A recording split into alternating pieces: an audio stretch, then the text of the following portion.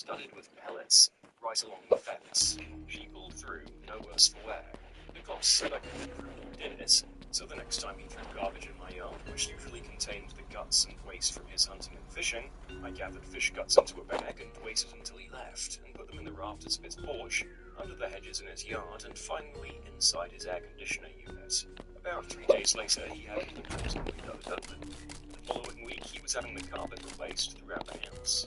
Eventually, the guts rotted away and the smell faded, but I think he knew that I did it because I never found trash in the field again. Do not mess with my freaking dogs. I grew up in a small town. We had one girl whom everyone thought was the prettiest girl in the whole wide school. She was a mean, petty witch, truly awful. For example, my cat died when I was in 5th grade. She sat behind me, muttering about how funny it was that my cat died, that he was a stupid cat, that he died because my mom was too fat, and urging me to cry.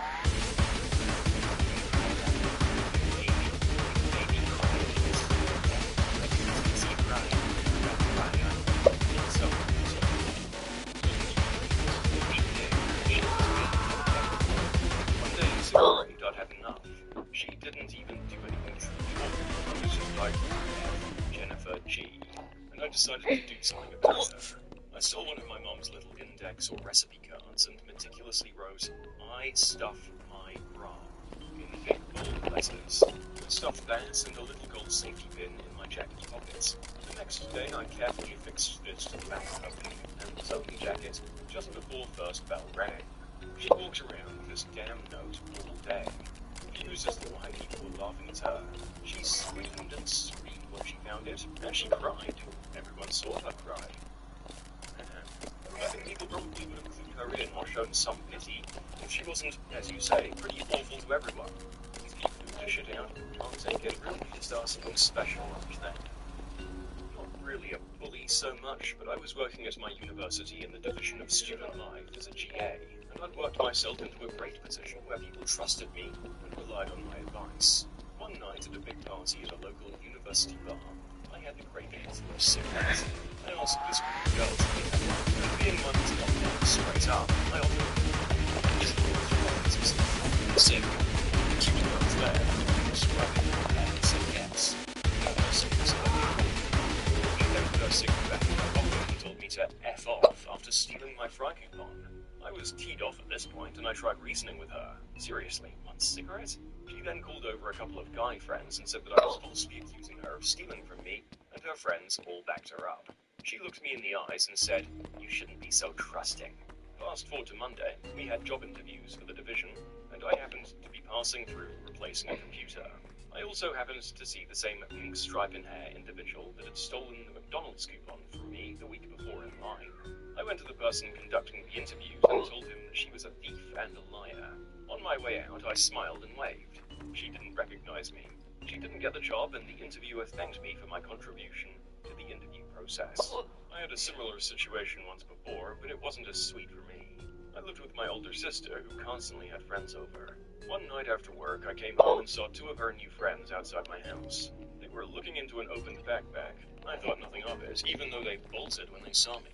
I got inside, my sister was passed out, and my weed was gone.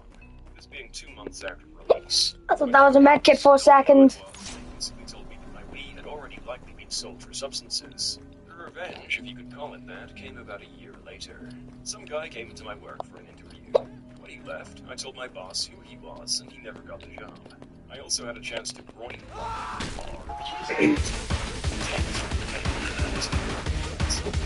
Go on, Chance! Chance, you can do it. You can do it, Chance.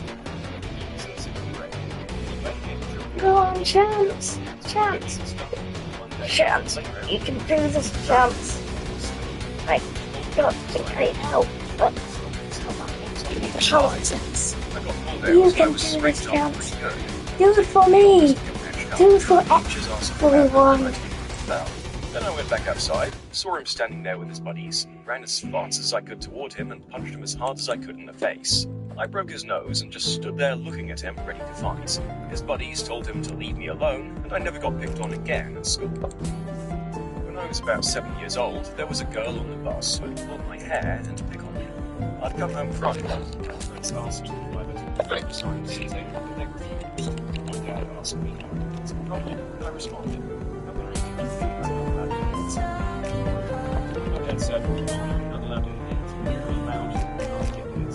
He explained the measure to kids. When the girl sat next to her, I should put my back against her, put my feet on her thigh, and slide her on the seat. She was the assigned seating was moved.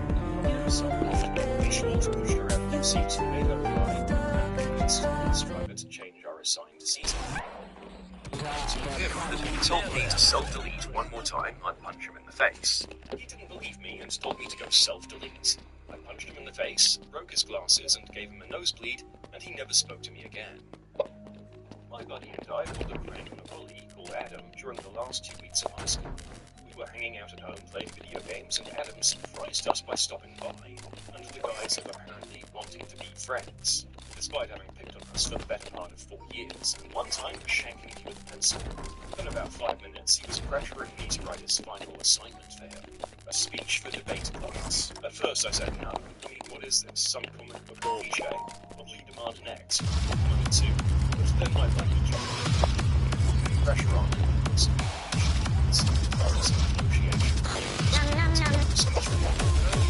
pay us $25. Also become a rather elaborate dinner of 20s for us.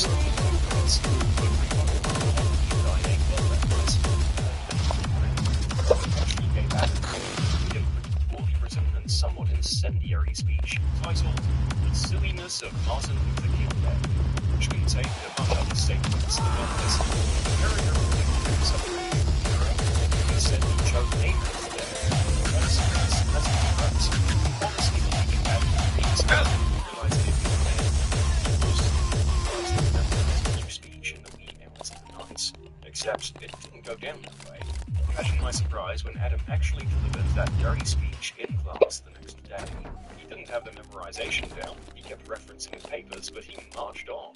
And the look on our teacher's face was just priceless. I think I peed my pants. I was giggling so hard. The other kids in the classroom were in shock.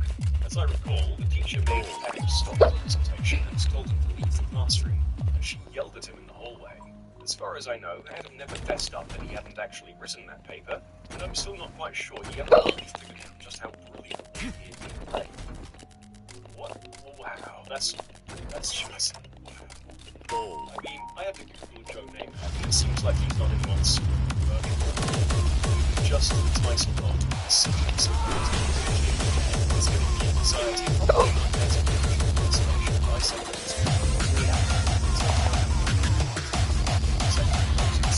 I graduated in there with substance use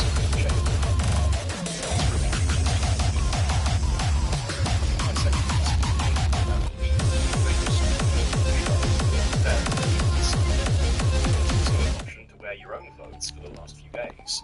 So this guy who was leaving came decked out in the best of 1980s sports fashion, wielding a permanent marker, and instead of signing the shirts of leavers, he went around scribbling on the shirts of kids who were younger. Now bear in mind, we were pretty poor, and if I came home with a uniform in a mess, I'd get briefed. It was comfortable for the license. Grabbed a shirt or something, using it to get out of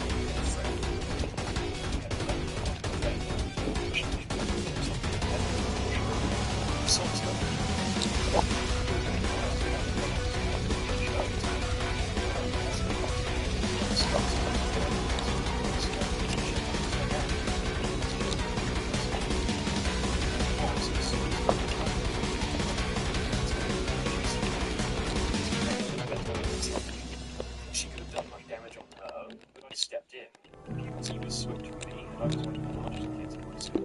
By 5th grade, I was already the size of an adult woman. I put him to the wall and let my friend kick the crap out of him. It should be better.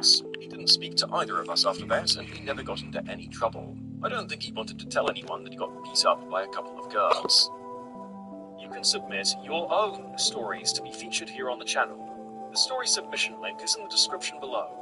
And if you want to listen to some vibey music in the background, check out Easy Mode, also linked below, and subscribe. I got bullied by this girl in high school for being fat. I lost 100 pounds after I graduated. I looked completely different. Even some family who didn't see me during the process didn't recognize me. Then I ran into this girl again 2 years after high school at Starbucks. She started a conversation with me as we were stuck at the same table together in the busy cafe. We talked, and a week later, we did the deed. Then I added her on Facebook to show her who I was. She just did the deed. I knew traditional revenge, but hey, bumping uglies with my old bully is worth something, right? Not me, but a good friend of mine, sophomores in high school. Eric kept a Gatorade in the side pocket of his book bag for lunch every day. Just before second period would start, Eric would put down his bag in the glass and go out to the bathroom. When he'd come back, his Gatorade was always empty. This went on for about 2 weeks, and no one would ever tell him what it was. When finally, one day he came back to the bathroom to another kid running out of the room, retching and holding his pants. Apparently, Eric had had enough of his Gatorade being taken, and he put a few drops, a bottle of icy in the Gatorade before he came to school. That kid had to be admitted to hospital a few days later for the dehydration from so much throwing up and diarrhea from the icy. Eric finally knew who it was, and nobody drank his Gatorade. There was a kid named Max in high school who in 8th grade had developed a rating system for the girls based on the size of their chests. He kept getting away with saying gross things to them. He'd been reported to the guidance counselor and faculty repeatedly, but they kept saying, "We can't do anything about it if we don't personally see it happening." Which is like, do you think he's stupid enough to do it in front of you? He also kept calling me Mimi after the Drew Carey Show character. I was getting sick of it after a few months, and fruitlessly talking to the guidance counselor about that as well. I finally realized that none of the adults were going to do anything about it. Then one day at lunch, he called me Mimi, and I turned around and told him, "Well, if you call me that again, you're not going to like my reaction. And what I'm going to do, you're not going to like it." I just threw it out the end of the moment. Just later, I turned around and slammed across the face. He was completely taken aback. All I had to say was, "I told you you weren't going to like it." I got suspended for about a week. My parents were furious at me. However, Matt never made his stupid comments to anyone ever again. He was totally polite from that day forward. I don't generally advocate violence, but I still feel like it was a proportional response to months and months of gross behavior on his part, especially in the absence of adults who were willing to hold him accountable. I told the administration and my parents as much when I received my suspension. Big shrug. Oh boy, the Carey Show really was just a different period of television, wasn't it? Go watch that show if you really want an idea of just how far we've come in terms of the average quality of television these days. We live in a golden age, folks. I finally snapped one day and went way overboard. I went full R-word, screaming and roaring at him and hitting him until he was down, and then just kept hitting him, and kept hitting him, and kept hitting him. To this day, I don't remember ever stopping. I was just down the hall being taken to the office, flying off this ISS, which seemed like a win for me. This was in kindergarten. I told my dad about it, and he told me to smack the ground in the face. I walked along to the water fountain a few days later. The kid was behind me, and he gives me a shove while in line. Whatever. I start taking a drink, and he pushes me into the wall. I turn around and punch him in the face. He drops, flying. As luck would have it, the vice principal somehow saw me punching the kid, but not the kid smashing my head against the wall and found him. So, I get called into the office, and my dad is called for a meeting.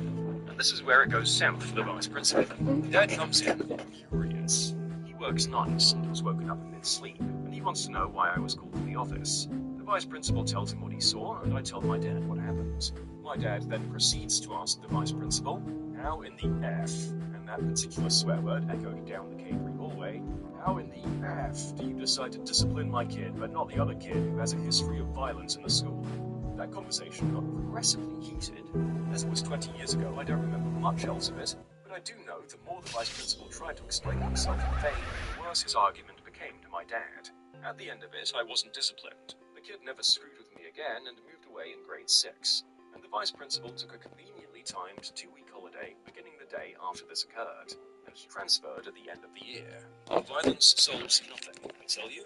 For me, violence is the only way to keep people from taking advantage of me. Second story, this kid in my grade 9 year liked to pick on me because I was short and stocky. I let him charge all he wanted until he put his hands on me. One shot to the chicklets and this kid started bleeding from the mouth. He sat within a good number of his buddies. Suffice to say, people didn't mess with me anymore after that in school. I kind of felt bad for him though. He had some cheeky teeth and his parents didn't have benefits for dental care to get them fixed, so he was kind of screwed in that regard. I'd beat my bully up until he cried. Turns out he wasn't a total hard man, and his friends didn't back him up. He tried to be friendly in the weeks afterwards. Last I heard, he had a bad gun in my accident. He was found after 2 months. My former bully gave me my orphan's dairy. She asked how I was doing, and I told her. Getting a mortgage, engaged, and about to graduate with a bachelor's in science. I asked her how she was doing. Well, I'm here, so... Deliciously awkward.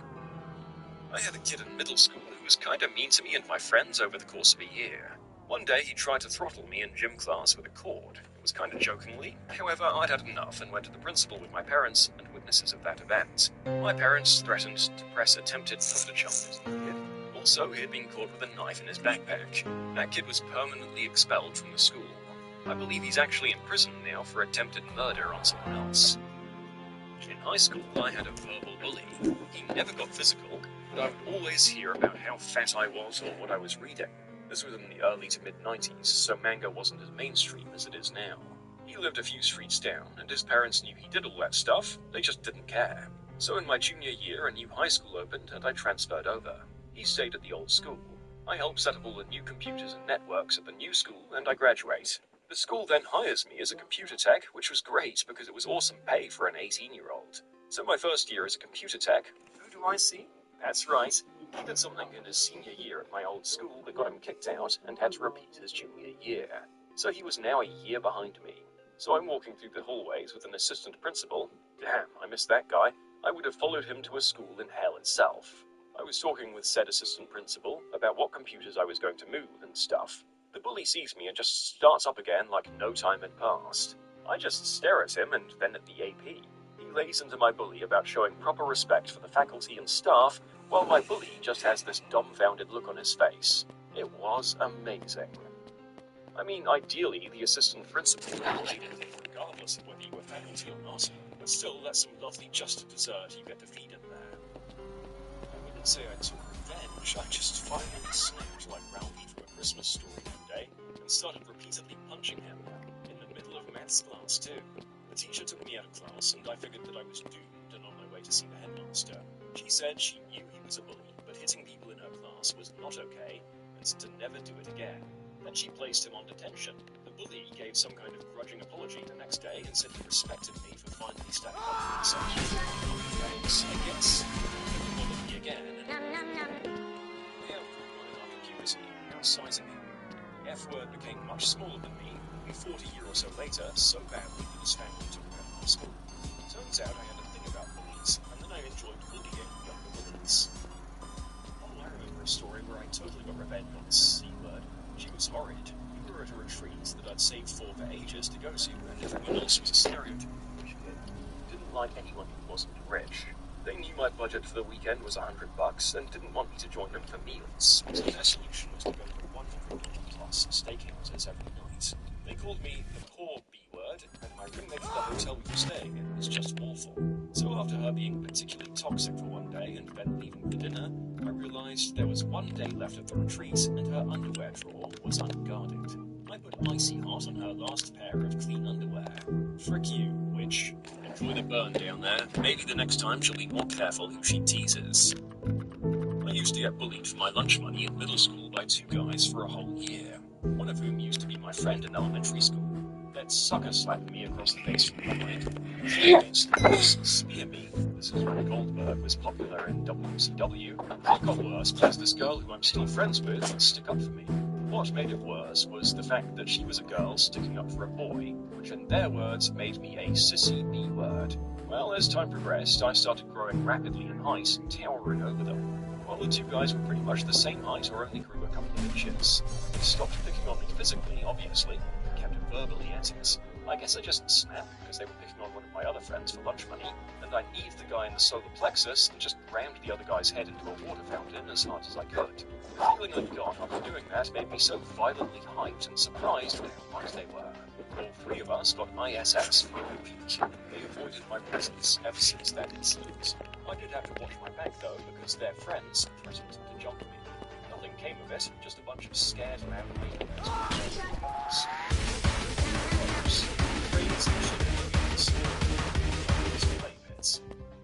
I found a pair of rusty scissors in the ball pit when I was 6. I gave them to a staff member and got a free ice cream. I know now that it was likely a bribe to keep me quiet. You know what? My experiences weren't bad at all. I found like 4 original Game Boy games in the ball pit once, games including Tetris and Donkey Kong. Some kids hid in number 2 on the inside of the tube. Had to call in a cleaning company to take care of it. An old couple were with their grandchild. They sat down at one of the tables that had the tubes running over it. The kid went wee-wee in the tunnels above, and it dripped down all over the old people and their food. I swear to God, whenever I went to one of those tubular germ factories as a kid, there were always mysterious yellow-green puddles, or at least the faint smell of wee-wee and whatever crappy disinfectant the poor employee who had to squeeze himself into the thing had used. Never stopped me from going into them, though. The lady left her 2 young children in the play place for hours while she went to the thrift store shopping. Eventually, a nice old woman came in and told me they were there and didn't seem to have a guardian present. So, of course, I called the cops. When she finally returned, she admitted that she does it a few times a week. Another time, I was getting ready to lock up for the night, and I noticed smoke coming from under the hood of the play place. I was quite surprised to find 4 older men smoking green herb and cigarettes, sliding and giggling. Some frickin' kid climbed all the way to the top of the slide and took down his gosh darn pants and slid down the slide. The problem was, he made brown the whole way down. There was a frickin' trail of crap spanning the entire second half of the slide. We only found out because some other frickin' kid slid down the slide and came out covered in chunky liquid chocolate and crying uncontrollably. Look, viewer, you knew when you clicked on this video that the story was going to be more than 50% children's bodily emissions, didn't you? Neither of us are surprised, although I will admit that the image of the kid leaving a snail trail all the way down has got me laughing out loud in public while I write the script of the video. Kids are awesome in a really, really messed up way. Our play place was replaced with video games and a giant crawl-in Happy Meal box quite a few years back. It's all in a glass room. The place is disgusting. Children leave food in there, they spew, and even go to the bathroom. Also, quite a few employees have hooked up in the giant Happy Meal box. I feel that our bathrooms are much cleaner. I mean, I hope so. That's where I've been eating my meals. I will now tell the story of the best thing I ever saw in Playland. This was at Burger King, not McDonald's. In the South, these things are simply called Playland. A few years ago, me and my kids were eating at Burger King, and of course we had to eat in Playland because kids. Burger King had at this time installed talking garbage cans in there. It was probably intended as a way to get kids to throw their own trash away so employees wouldn't have to do it so much. Whoever designed those things knew nothing about children. When you put trash into the talking trash can, pushing your garbage in past that plastic spring-loaded flap which says, "Thank you" on it, the trash can would then say, "Thanks for the garbage," or something like that. You know, things a talking trash can would say. Any parent could tell you what would happen next. Children do in fact believe that trash cans cannot actually speak. So each successive child, having been congratulated by the trash can, would do the obvious thing and put his head inside the trash to see who's in there. Then the spring-loaded "thank you" flap would swing shut and grab the children by the neck in the manner of a squirrel trap. And they couldn't get their heads back out, and there would be flailing and muffled screaming, and they'd have to be rescued by mommy. This happened over and over and over. Kids of a certain age would put their heads in a talking trash can, even if they just saw the last kid get garroted by it. It kind of makes them even more curious. Just one kid after another getting choked by this evil instrument of torture. Thanks for trash. It's the best thing I've ever seen. Kids leave, new kids take their place, new victims for the magic trash can. I never got tired of it. Next time we went to Burger King, there weren't any more, but I hope someday they'll come back for another try. Thanks for the listen. I really want to see the face of the brilliant guy in corporate who thought of this when he's showing a video of kids getting their heads stuck in the trash can. Two teens hid in the ball pits and just went at it. Unsanitary as heck, but I guess teens will do it anywhere. My aunt got stuck in that spiral slide once. And yes, my aunt. She was about 40 at the time. I'm not really sure why she decided to go down the slide, but she did, and she didn't fit. They had to shut the play place down and call someone to pull her out. I had this large kid get stuck in it, and when I was sent to pull him out, I got sued for reckless endangerment of a child and inappropriate contact with a child. I seriously wanted to punch the parents. The frickers got me fired and held up in court for 3 months. Kids literally take their Happy Meals in there and just forget. Heavier things are always at the bottom, like cheeseburgers. Then there's a layer of chicken McNuggets and such. 50% of the ball pit is in fact edible. 25% balls, 25% kids number 2. Whether or not the doo-doo is more or less dense than the nuggets depends on their diet, I guess. I'm not an employee, but when I was a kid, I was climbing in and out of the play place. I was getting pretty tired, so I decided to take a little break inside one of the tubes. I noticed a whole bunch of flies and decided to follow them. Turns out there was a dead iguana that was just rotting away inside the tube. I was climbing over it. Just did it. A kid had the runs in one of those cars at the top. Well, he thought it'd be a good idea to take the slide down to tell his mum that he'd gone boom. I had to go up in there, clean out the car with a crap ton of rags and a bucket of sanitizer. Then I had to clean a trail of smears that went down the slide. I quit immediately after when I learned I wasn't supposed to be the one cleaning that stuff up. You know, this thread is making me feel better. One time, my son went doo-doo in the play area. When I realized it, I went and cleaned it up. Before I was done, someone told the staff about it. So I'm there cleaning it up, and then I see a McDonald's employee. I said, "Don't worry about it, I got it all." He said, "No, thanks, that's the first time that's happened." Feeling embarrassed, I said, "The first time a kid has been number 2 in the play." "Oh, heck no," he said. "That happens about once a week. This is the first time a parent has cleaned it up themselves." That was enough to make me change my mind on how much McDonald's employees deserve to get paid. Sheesh. As a former slave of the Golden Arches, thank you. And yes, you might be one of the first people I've heard in history to do this. You will take a pity on this teenage custodians who played them before. Send off the comments, let us know, and we'll testify to you that it makes you happy. I haven't seen any crime. But as a parent, I can confirm that the play place is full of freaking turds. Raise your kids better, parents.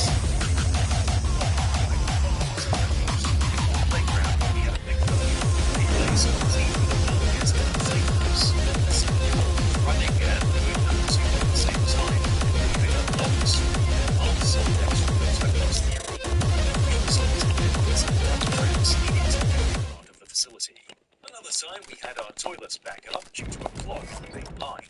When the plumber opened up the drain to check down, the randomizer slipped to a roundabout. Yeah, flooding the water with about 2 inches of standing sewage. Not to mention, this was in the clean it, it's wet. Being manager, I was left to clean the afterwards. We have countless stories involving every form of human expression and business. Even at a After that, though, employees always rumored about the ghost which would cry at night if you stayed long enough and then we had these incidents. The camera, they no longer worked there for obvious reasons. It threw up and proceeded to pick up fistfuls of chunks and throw them at other children, then followed his initial attack. It was the play place, and two weeks to have a holiday, and snow.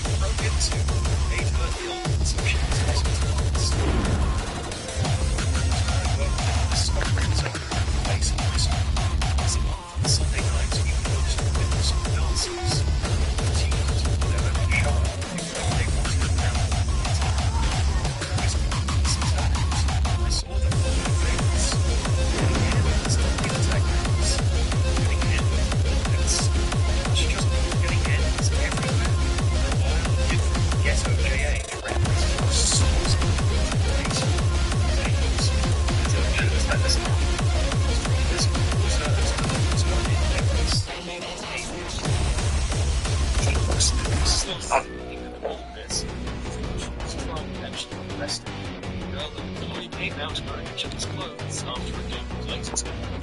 Unrelated to my favourite, there was this slightly chubby, dirty kid there by himself, not really socialising. And if his parents made him come, I gave it to the girls a ton of tokens, free pizza coupons, re-entry passes, etc., just to go talk to him. By the end of the night, you could see him come out of his shower. He continued to come to dances and was a social machine gun. I liked the thing by changing that kid's life. You can submit your own stories to be featured here on the channel. The story submission link is in the description below. And if you want to listen to some vibey music in the background, check out Easy Mode, also linked below, and subscribe. It started as a fairly average Monday morning. Began my shift as usual and watched over the kids. For the most part, there weren't too many incidents. A couple of kids got into a small fight, but we usually don't step in unless it's anything serious. Anyway, it was getting kind of late, and I only had an hour left. Two kids got into a pretty big argument with lots of hair pulling and pushing. I was feeling pretty tired that day, probably still hungover from the night before. Didn't really bother to do anything because it just looked like their parents noticed anyway. One of the kids was fairly older than the other one, and the mother of the younger kid was pretty angry that her kid was being bullied. The mother of the older kid was your typical lazy parent who doesn't give a crap about what their child gets up to, and insisted that it just wasn't her problem. Now, the mother of the younger kid looked extremely angry before they'd even begun to talk. I could visibly see her face growing redder and redder as each second passed. She told the other mum that she should bother to raise her kid properly and said that her daughter should give her child an apology. The mother just shrugged it off and turned away. Apparently, the mother of the younger girl didn't like that because within seconds, she had grabbed her by the hair and slammed her face into one of the plastic slides. The rest of the kids simply watched in horror as the mother proceeds to push the other woman head first into the ball pit while desperately trying to kick her in the head. The last thing I saw, she jumped up and tried to elbow drop her, pro wrestling style. I needed my manager to call the police. The mother was thrown into the police car, and I'm pretty sure they had to get an ambulance for the other woman. Needless to say, the play place was closed early that day. They didn't reopen it for almost a week. Now I'm in two minds about this. On the one hand, these are both opposite ends of the spectrum in a lesson on how not to be parents.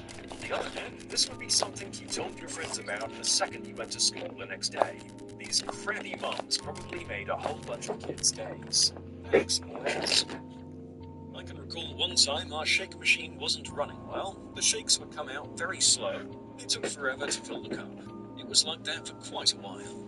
When I finally brought someone in from time past, he discovered a cockroach in the shake tube. All the shakes we'd been serving were filtered through that roach. Some little kid went number 2 through the twisty slide, and it was in the middle, so the kids at the top couldn't see it. So kids would slide unknowingly into a makeshift crap and slide and get crap on their backs, faces, back of their heads, hands. It was horrendously disgusting. The worst day of my life. I used to work at McDonald's with a bunch of friends in my neighborhood. Every time someone hurled in a play place, we always chose the same friend to clean it up. We used to make fun of him all the time for that. So I'm a fat kid, not just kind of chubby, but morbidly obese, 12-year-old, decided he wanted to go in. I saw him go in. About 2 to 5 minutes later, I hear crying coming from the tubes. Apparently, the kid got stuck. Hard times at the play place. Got a call from Central Dispatch. He asked me to check on a triple line at the local police. Wasn't a big play place, only about a 2-block run and stuff. I had a feeling something significant was just waiting for me. The surprise, though, was that nothing hit me until I looked into the double exterior slide. A small girl, only about 5 or 7 years old, clutching a greasy takeout bag. It looked heavy, plump, bloody unknown. I took the girl inside to the kids section and asked her a couple of questions. She's homeless, got forced out of the place by her street friends. She thought it'd be an easy job. When I looked into the bag to see what the loot was, I was taken aback. Nuggets. Controlling the McDonald's almost makes me wish for a new water. My sister had to feed one and get on the slide to the bottom. We started at the top like idiots and lost our footing.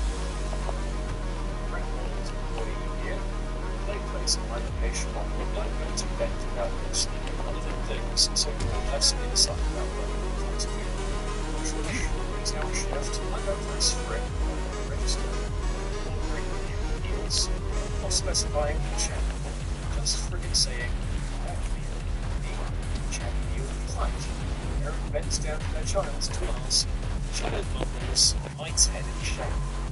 While the line is growing and the customers are getting more disrupted. A heated sweat begins to form on my brow as the mother tells her child to tell me it's hers, says yes. Words. I'm sorry, could you repeat that? Once again, the child mutters something in Gaelic. I'm sorry, didn't quite get that. Small baby babbles. The parent won't help them out. Time to take a guess.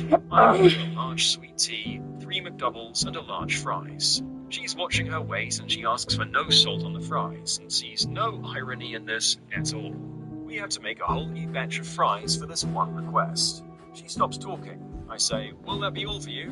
She says yes, but what she meant to say was no, because she continues to order more food almost as soon as I press the Pay Now button on the register.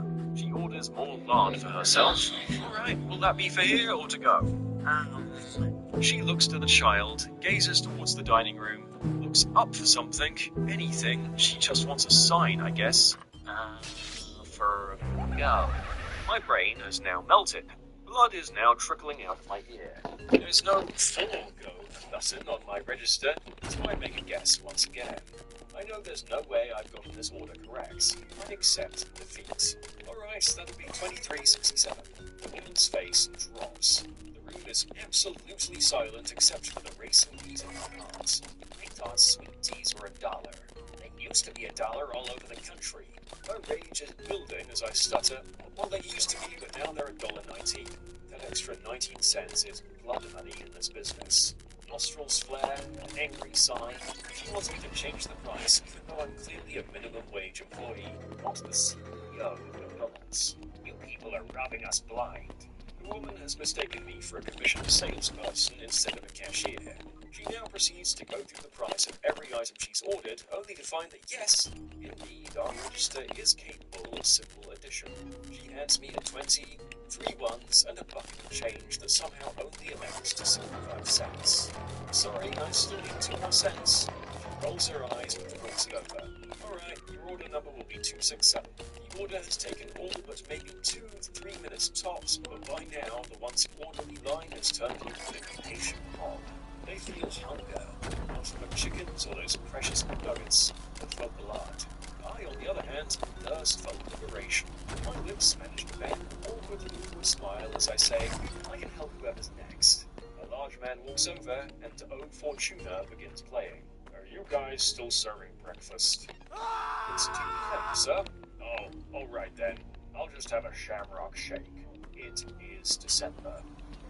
Like the author said, this is not a play pit story, but I've run out of things to say about kids going from the ball pit, and felt inclined to include the story of the daily misery that those who work at this place feel every day. Solidarity, Comrade McDee's employee. Not an employee and not from McDonald's, but one time road tripping up Vancouver Island with my brother and stepmom, we stopped for lunch at a Burger King in that town with the giant hockey stick and puck in front of the arena. So my brother and I, about 12 to 10 respectively, scarfed down our meals and started exploring the play area. Now, this wasn't your average play place. It was huge, and they had these weird, child-sized, hard stuffed animals attached to Velcro. I don't know who came up with them or how they were meant to be played with, but they resembled a harder, lighter punching bag in texture. Back to the story, though. Our stepmom sat below, finishing her food while she was upwards every now and again to make sure we were okay. My brother and I soon parted ways in the massive labyrinthian structure. Sometime later, a random kid and I squeezed past each other while crossing paths in one of the tubes. As soon as we were clear, he glared back at me and growled, "You touch me again and I'll slit your frickin' throat." Now, this kid couldn't have been any older than me, so you understand my shock at hearing this uttered by a child no older than 10, as if he even had a weapon. He was gone before I could process what he said, and I didn't retort. Oh well, back to playing. I guess some kids are just crazy. Sometime later, my brother and I met at the top of the spiral slide. Being that he got there before me, he went down first. As I'm sliding down the spiral, I hear an argument unfolding below. As I emerged from the bottom of the play place, the scene became clear.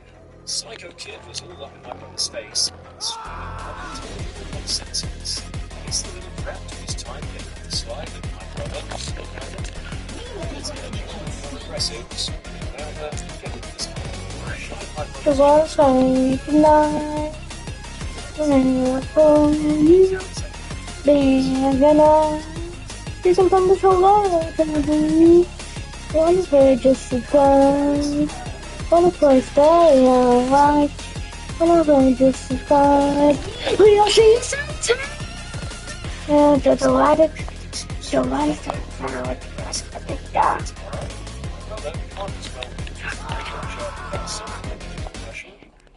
Stepmom is a good 5 to 10 seconds away on the other side of the play area, and I need to reassert my dominance over this hillbilly spawn. Whose best is to be as violent as comes from numbers. One second. If you didn't see it, I remember a nearby giant duck is velcro binding and wrenched in the shape.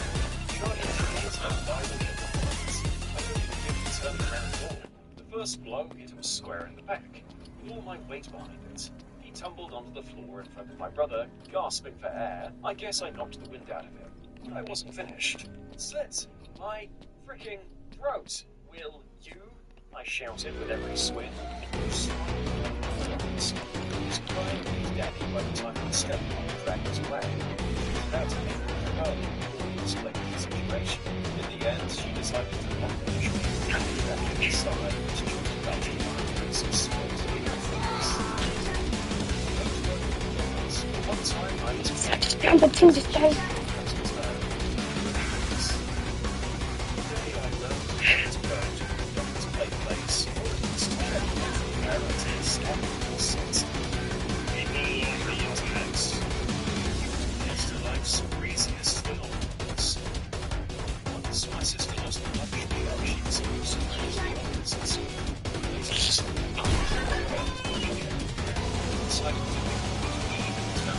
So I can survive this madness. Just trying my best against this wilderness. So basically I missed that and I fucked his Irish slowness. See was another's tearful rendition of the Sunshine. It was at the funeral of my old son, who decided he didn't want to be alive anymore in his room a few weeks after Christmas. This was made even more sad by the fact that she had previously lost a child to sudden death syndrome. When I was really young, I'd ask my dad if I was his real son because I was Asian and he was white. He'd always tell me that he was my dad and I was his son. I wouldn't bring it up too often, but for some reason, it was just itched at the back of my mind. Fast forward to my first year at college. I meet my biological mother, and she tells me that my dad isn't my biological father, that I was actually the son of one of my dad's friends from the Navy. My dad didn't find out until I was about 5, and afterward he decided to raise me in spite of my mother cheating on him. He's always been my dad. There was so much that had happened to lead up to his decision to continue raising me. It's respectful. Now that I'm an adult, I can see that not many people would have taken the road he took. He decided that he had a moral obligation to keep raising me, and he wrestled with the legal system back when there weren't many rights for single dads. On the flip side, I also love my mother, because in the end she realized that she wasn't capable of raising me, and relinquished full custody to my dad. You know what's crazy is that my story isn't even unique. So many people have had crazy family drama. It really puts it in perspective. My husband is a high school football coach, and the first game of the season is tomorrow. He's already been offered money, bedroom favors, and free yard work from parents as long as he starts their kid. He isn't even the head coach. Our oldest son is on the team, and my husband likes to point out that our son doesn't get a good start either. I really hate parents. It's high school. It's time to cut the cord. If your kid isn't good, they won't be on the field much. What the actual frick? Is this Texas? Because I know that football is more important than food there, but my god, some of these folks are taking it way too seriously, even for that state. So many questions. What social class is the school? How bad are the kids? What is on the line for them to offer these things? I work in retail sales, selling pretty cool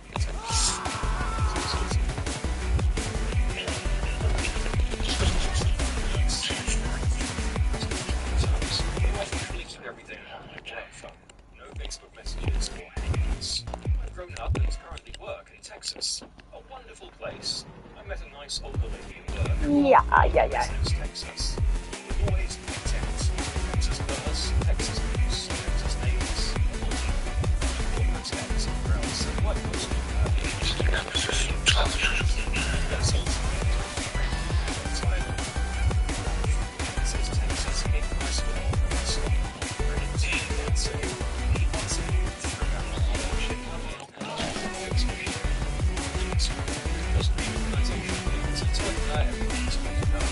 we chat a little bit. One time, her text suddenly reset in my hands. I felt guilty, although I knew I did nothing wrong. She lost pictures of her dog, just passed away. She was upset. She started to so stressed her out and slow. Next time I saw her in the school,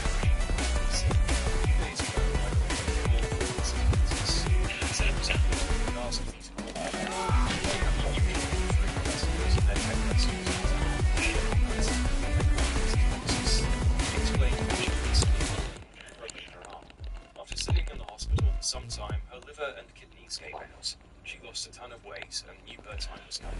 The conversation was weird, but she was so weird. She told me she was going to die soon and wanted to thank me for being such a nice guy. Mrs. Texas called me with a freaking water. It made me silly. Well, I'm not less flowers today.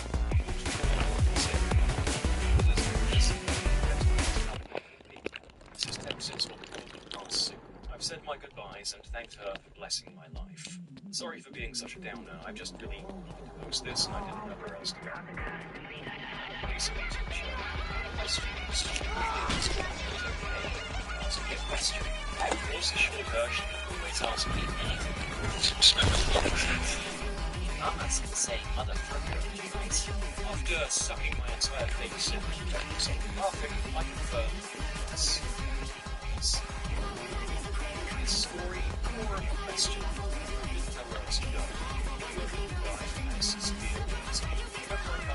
always cheerfully say, hi Johnny. Obviously, because of his condition, he never responds.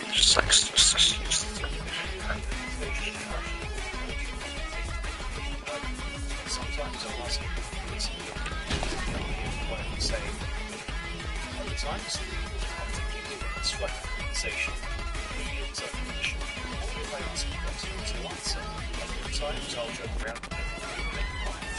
It's my question. Is there a chance that I'm not listening? Appreciate you saying hi to him, even though he can't respond. I've never worked closely with anyone who has autism, so I don't know what their preferences are with certain situations, such as this one. My brother is autistic, and all cases are very different, but it seems like a common thing is that they need predictability. I'd say just to make sure you make a routine with the way you interact with him, and he'll feel much more comfortable.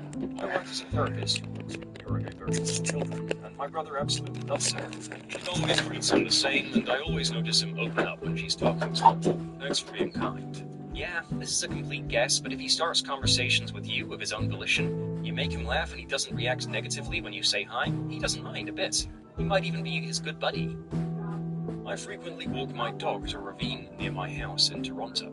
On more than one occasion, a Chinese tour bus has pulled up and flooded the ravine with old Asian women who proceed to take pictures of me and my dog.